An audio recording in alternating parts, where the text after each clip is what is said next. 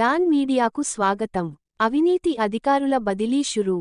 పశ్చిమ గోదావరి జిల్లా తాడేపల్లిగూడెం, ఏలూరు జిల్లా ఉంగుటూరు నియోజకవర్గాలలో పనిచేస్తున్న ప్రభుత్వ ఉద్యోగుల బదిలీలకు ఆయా జిల్లాల ముఖ్య అధికారులు శ్రీకారం చుట్టారు. తాడేపల్లిగూడెం తహసీల్దార్ కార్యాలయంలో పనిచేస్తూ పలు అవినీతి ఆరోపణలు ఎదుర్కొంటున్న ఇద్దరు ఉద్యోగులకు బదిలీలు జరగనున్నాయని సమాచారం. అలాగే బాగా డబ్బులు వచ్చే 2-3 వార్డులకు వ్యారోగా పనిచేస్తూ గత 15 సంవత్సరాలు అక్కడే తిష్టవేసి తహసీల్దార్ కార్యాలయాన్ని, సబ్ రిజిస్టార్ కార్యాలయాన్ని తన గుప్పెట్లో పెట్టుకుని లక్షలాది రూపాయలు లంచంగా వసూలు చేసిన ఆ షాడో తహసీల్దార్కు కూడా బదిలీ జరగాలని అతని బాధితులు కోరుకుంటున్నారు.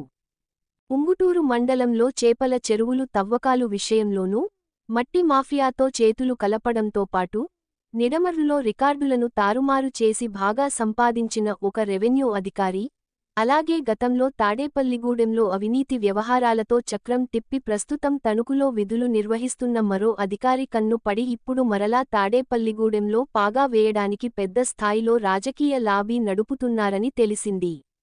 ఏది ఏమైనా అధికారిక ప్రతినిధులు ఉద్యోగులకు సిఫార్స్ లేఖలు ఇచ్చే అప్పుడు బాగా ఆలోచించి త్వరలో జరగనున్న స్థానిక ఎన్నికలను పెట్టుకుని ప్రజలకు అందుబాటులో ఉండే మంచి అధికారులకు ఇవ్వాలని పలువురు రాజకీయ నేతలను కోరుతున్నారు.